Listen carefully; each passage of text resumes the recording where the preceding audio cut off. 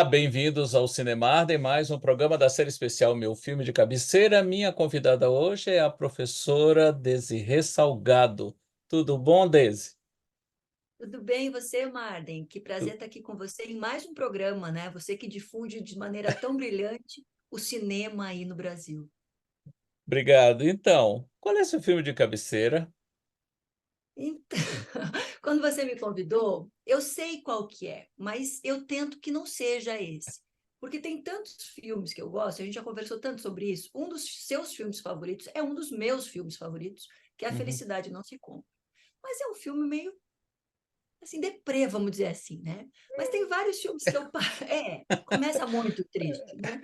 Mas tem vários filmes que eu paro para ver, né? Todos do De Volta para o Futuro, tem aí muitas animações, eu gosto muito de animações, então Soul, que é uma das que mais me fizeram voltar para assistir, porque tem muitas coisas, os musicais, porque agora, né, que eu virei uma atriz de musicais, eu gosto muito de musicais, mas não tem jeito. O meu filme de cabeceira é, como o Marden já sabia, O Estranho Mundo de Jack. E aí, quando foi? Você lembra quando você viu esse filme a primeira vez? Se foi em cinema, se foi em casa?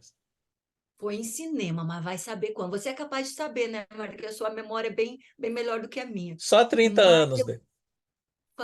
faz muito tempo, né? Eu tenho recém fiz 49, possivelmente tenha sido no lançamento no cinema, sim, porque eu não perco nenhum lançamento de animação. Aliás, se você não viu ainda, Divertidamente 2, para quem como eu tem filha adolescente, é imperdível. Que obra-prima para a gente começar a entender as Uhum. relações que passam na cabeça aí dessa piazada.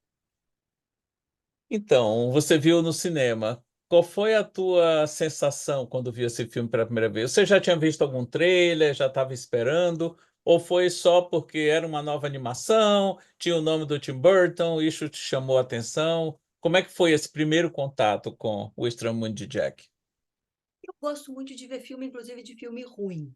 Então, eu não lembro de ter tido uma preparação ou uma ansiedade, uma expectativa em relação ao conteúdo do filme.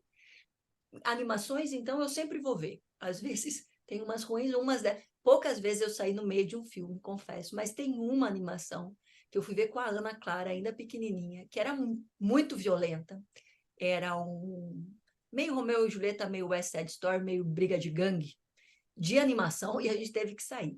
Mas eu sempre vou ver. Eu imagino que isso tenha sido também o caso do Estranho Mundo de Jack. Mas, como o Martin já sabe também, eu tenho uma forte atração pela estética do Tim Burton.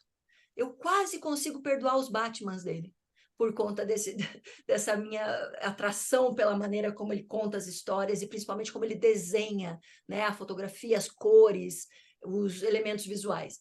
Então, o Estranho Mundo de Jack combina essas duas paixões, né? Essa estética do Tim Burton com a animação. Sem falar que é um filme. Será que a gente entra nesse debate? É um filme de Natal, mas é um filme de feriado, que também é quase uma fábula, né? Eles acabam ocupando esse espaço de fábula no mundo contemporâneo, e eu sempre gosto de ver o que eles estão querendo fazer com que a gente entenda. Ó, a gente tem falado muito nessa primeira parte, assim, sobre a ligação do Tim Burton com o filme. Mas o que pouca gente se toca, ou lembra, ou comenta mesmo, é que, na realidade, o Tim Burton criou a história e produziu o filme. O filme é dirigido pelo Harry Selick, que é um grande animador, tinha trabalhado com o Burton na época que os dois faziam parte do departamento de arte da Disney lá, final dos anos 1970, começo dos anos 1980.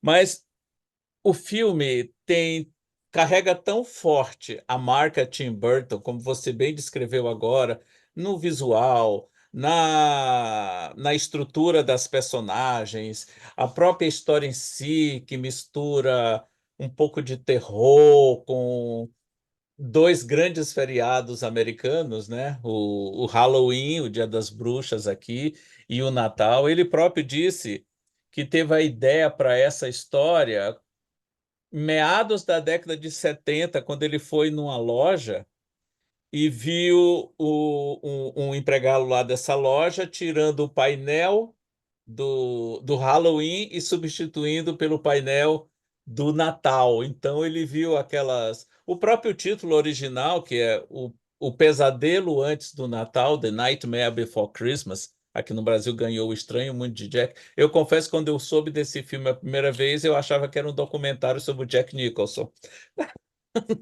Claro, Aquele depois. sorriso, hein? Aquele Exato, sorriso dele, aqui, ó, com o iluminado, não sei não, hein? pois é. Então. Mas é um filme que ele, pelo menos aconteceu comigo, eu acredito que tenha acontecido com você também. Ele me cantou, ainda hoje me encanta, é um filme que eu adoro ver e rever também, porque ele tem muita magia, tecnicamente ele é impecável, ele usa a tecnologia, a tecnologia mais antiga do cinema, que é a stop motion, e Uma as das minhas músicas são favoritas. grudentas. O Danny Elfman estava extremamente inspirado quando compôs as letras e as músicas desse filme. Tudo, o pacote inteiro me pegou de jeito. É verdade. Stop motion sempre me chamou muito a atenção, porque além de dar um trabalho danado, né? Eu acho que o Jack tem mais de 200 cabeças, né, para fazer as expressões, tá? Um pouco chateada aqui, fazer um Uhum, comentário que a Sally não tem tantas assim, mas enfim, é o Estranho Mundo de Jack, não é o Estranho Mundo de Sally. Talvez até valesse uma continuação para ter o ponto de vista dela, mas o stop motion sempre é muito interessante. Um outro que eu não comentei aqui é A Fuga das Galinhas, que também tem essa estrutura, né? E até teve uma uhum. continuação aí depois, que chama muito a atenção da maneira como se conta a história fazendo esta forma de, de marcar as expressões de bonecos, que é muito mais difícil, imagino eu, né? Obviamente dá muito mais trabalho do que fazer o desenho. E aí também combina com os cenários de Tim Burton, né? Porque é um Jack todo fininho, né? Horripilante e desafiador da gravidade, Um mas ao esqueleto, né? mesmo tempo são fotografias, né? Ele é um esqueleto, né? E você falou das 200 expressões faciais do Jack, mas tem um aqui eu nunca esqueço que para mim conseguiu representar perfeitamente a figura retratada no filme, que é a do prefeito da cidade de Halloween. Ele Ele é tem uma ótimo. cara para cada, duas caras, né? Como boa parte dos políticos. Sem falar que logo que o Jack tem a primeira crise ali, que ele fala que ele está cansado, né? Porque é muita gente também, né, Mari? Estou cansado de fazer a mesma coisa. Eu sei que eu faço muito bem isso que eu faço, mas eu quero me desafiar, eu quero fazer uma coisa diferente. E o prefeito vai à casa dele e tenta, e chama, e ele não responde. E ele fala, né?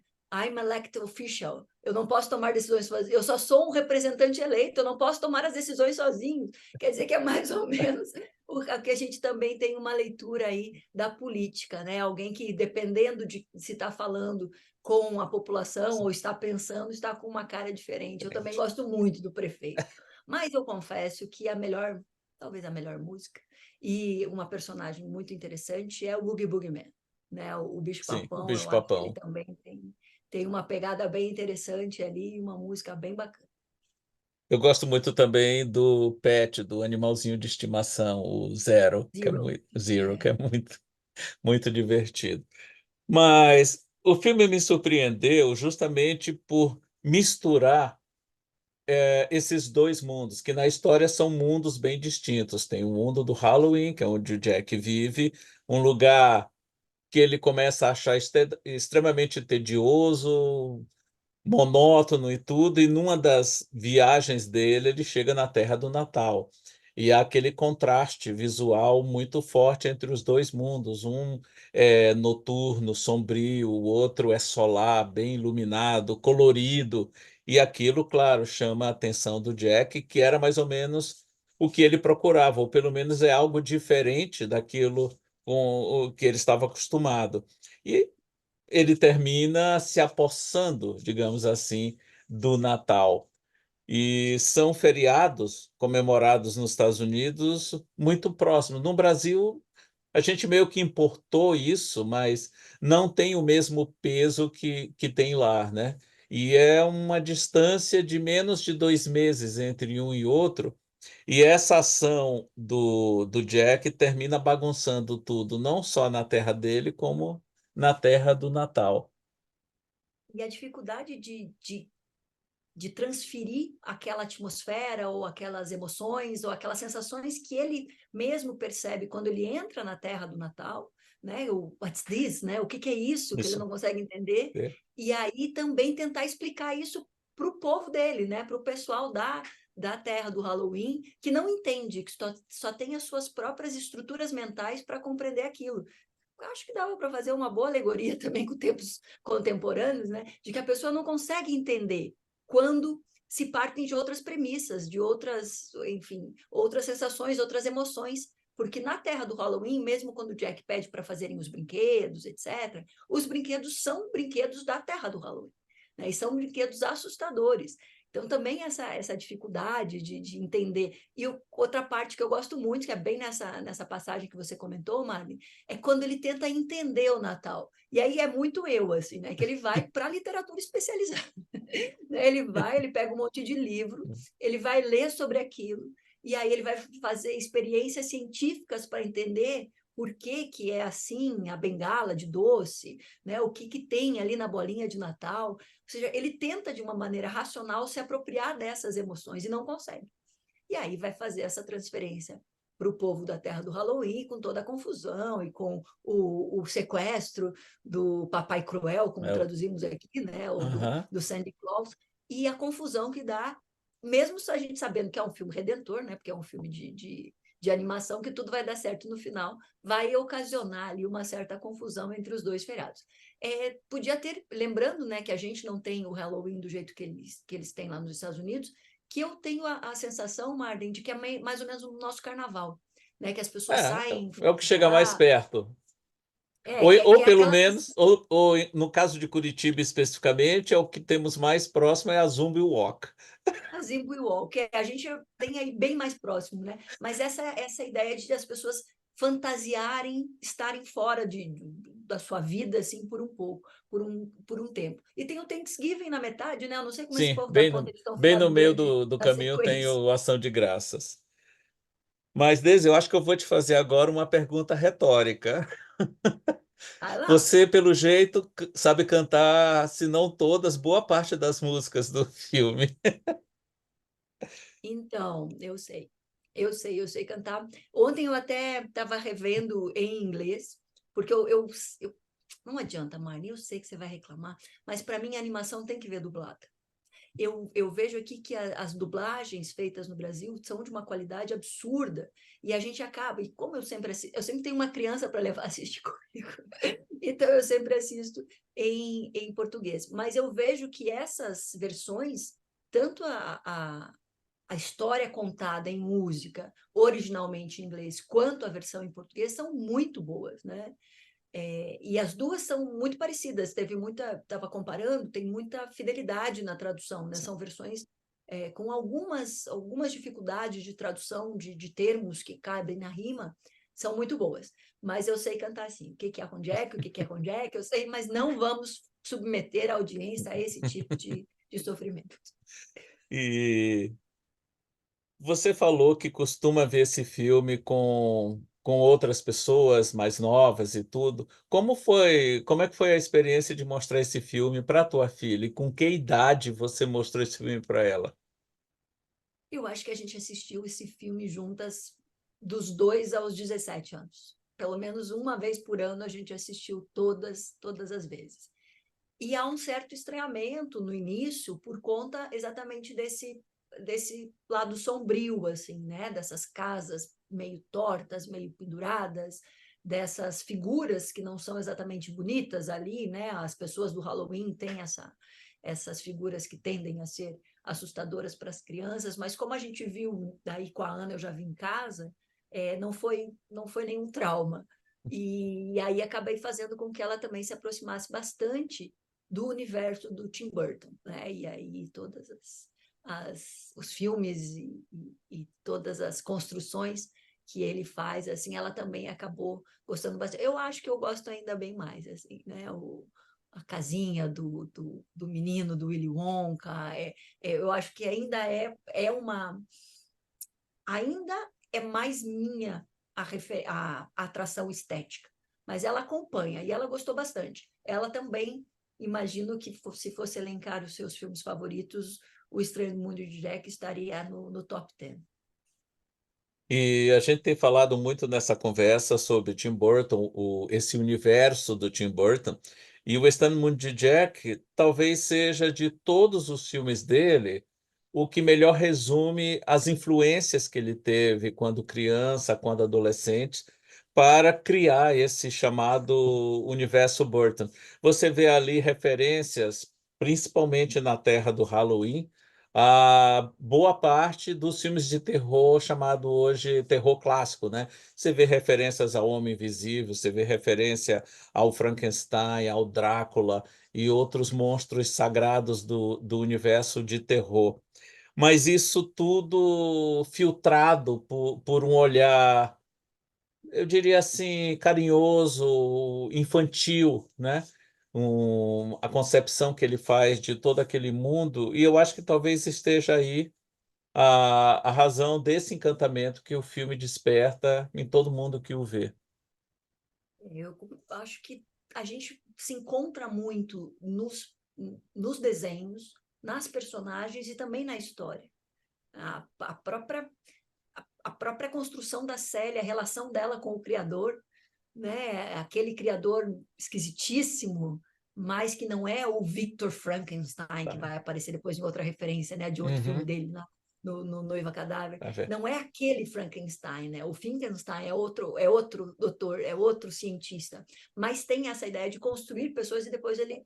Olha, eu dando spoiler. É Não, impossível que alguém não tenha visto não, esse filme pode. ainda. Alerta de spoiler, pode falar. Exatamente. Depois ele vai criar alguém muito mais parecido com ele, né? Alguém muito mais parecida com ele do que a própria Sally. E vai retomar isso, né?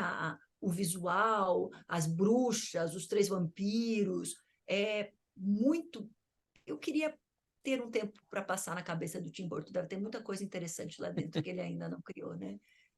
E criar isso. E depois, até vou indicar uma coisa: a Jun Asuka, que é uma quadrinista, não sei se chama quadrinista, o pessoal que faz mangá chama como? Uma Quadrinista, tem quadrinista oriental, a mangarista, Jun, não sei se existe essa palavra. ela fez esse, O Estranho Mundo de Jack, Um que anime, conta um um mangá, anime aliás, um mangá. muito bacana, porque os desenhos são muito legais também.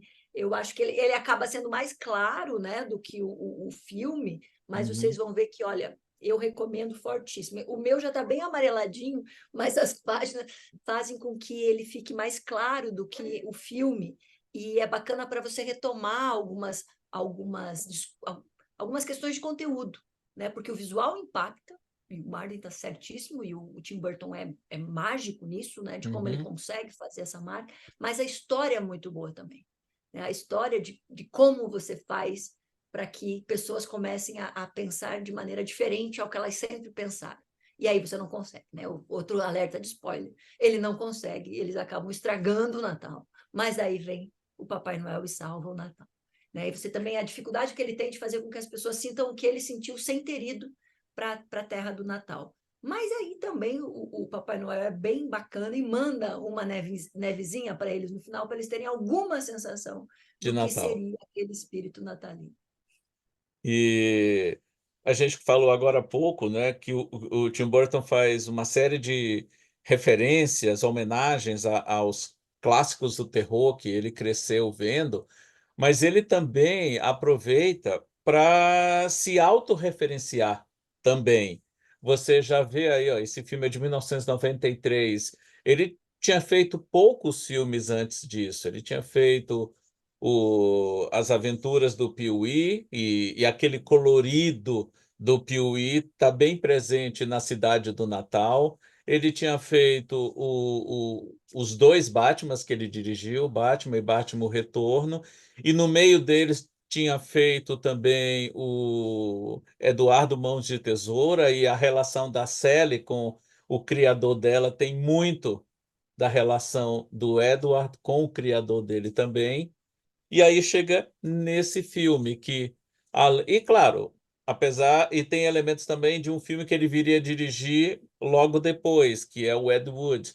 Então você vê uma bagagem toda de referências, sejam de outros trabalhos, sejam de trabalhos dele próprio, mas em que em nenhum momento isso se sobressai à história que ele está contando. Isso tudo é inserido dentro desse filme de uma maneira harmônica, de uma maneira orgânica, né? Você reconhece, apesar de não ser dirigido pelo Burton, que é um filme do Burton. Isso. Tem a assinatura dele, né, em todo lugar, mas ele não, como você mesmo disse, né, ele não coloca ele acima da obra dele. E eu acho que isso acontece em todos os filmes, né? Mesmo nos anteriores, e como você lembrou bem do Eduardo Mãos de Tesoura, que talvez seja uma outra grande obra-prima do cinema, porque, enfim, a história e a maneira como ela é contada, e visualmente também é bem interessante, né? Os cabelos Uhum. e as E é um árvores. filme que tem dois momentos bem distintos, um momento bem escuro, né? Um pouco sombrio, e um momento extremamente solar, bem luminoso, né? Quando Como o estreou do Edward Jack, né? Como quando ele estreou é do Jack. encontrado pela vendedora da Avon. É, e aí toda a relação que se tem, né, com aquela criatura diferente, enfim, e o Tim Burton vai desenvolver outros filmes interessantes depois com essa temática. Eu acho que a Noiva Cadáver também é bem, conversa bastante com esse lado do terror noir, né, do terror mais, como você chamou, mais clássico, e também contando grandes histórias, né? Eu acho que ele é um grande contador de histórias. E não adianta a gente dizer que foi outro diretor, porque o nome do filme em inglês é Claro. Tim Burton's Uhum. The Nightmare Before For Christmas. Christmas. Então, é É dele, é dele. cara dele, ele só teve assim a grandeza de deixar outra pessoa dirigir, mas o filme, de fato, é a cara do Tim Burton. É, no começo da nossa conversa, você falou que gostaria de ver uma continuação ou uma outra história a partir do ponto de vista da Sally. A Disney, que é o estúdio produtor do filme, eles quiseram fazer, há uns 20 e poucos anos atrás, uma continuação de O Estranho Mundo de Jack. E o Tim Burton foi categórico que e ele é o dono desse filme, dessa história, assim, a propriedade intelectual é dele. Ele se recusou veementemente. Ele disse que essa história foi feita para ficar desse jeito. Senão, daqui a pouco, ele falou na época, né? Iam querer O Estranho Mundo de Jack no feriado de Ação de Graças ou em algum outro feriado importante, no 4 de julho, né? Páscoa, Que né? na Páscoa e tudo, e ele não aceitou.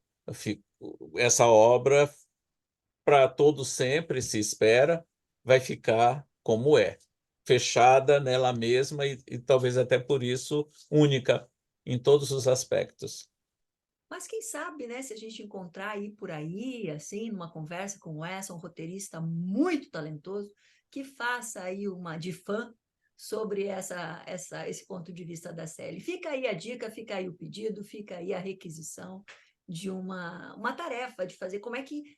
Porque ela a visão dela sobre os fatos aparece, né? Inclusive na visão que ela tem, né? Uhum. Mas não é sobre ela, né? De Não. como ela, ali com aquela relação com o Criador, com a relação com o mundo de Natal, com ela sabendo que aquele é o lugar dele, né? Como ela contaria essa história. Podia ser um curta, Marley, não precisa muito Quem tempo, não, sabe? E sabe? eu acho que a Curtinho. Sally merece uma história própria, né?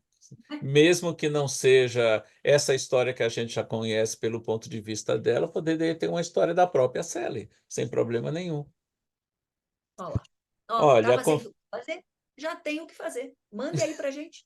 Mande suas ideias para nós. Vamos fazer aí, Mário, um concurso de continuações ou um ações. concurso de histórias de série. Imagine um Pode monte de piazada com a câmera na mão, a ideia na cabeça e cabeça. talentosa para contar uma Uhum. história como essa. Para a gente também trazer essa outra visão, né?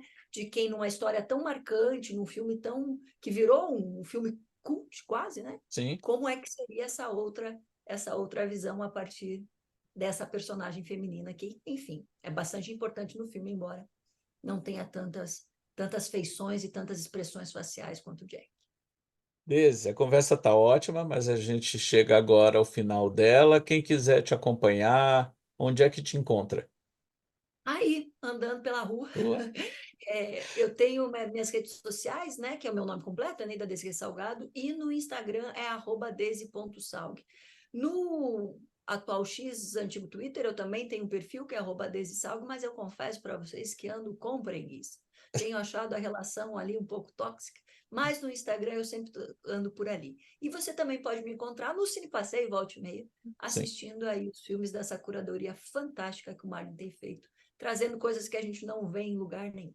Muito obrigada pela conversa, Mari. Foi muito interessante rever esse filme e discutir, né, conversar sobre ele com você. Eu acho que a gente teria outros tantos filmes para fazer. A gente já teve uma conversa fabulosa sobre filmes de tribunais, né? Mas, enfim, se for para escolher um filme para eu ir para o hecatombe, né, para o apocalipse, Isso. com possivelmente, seria O Estranho Mundo de Jack. Obrigado, Desirê. E até o próximo Cinemarden.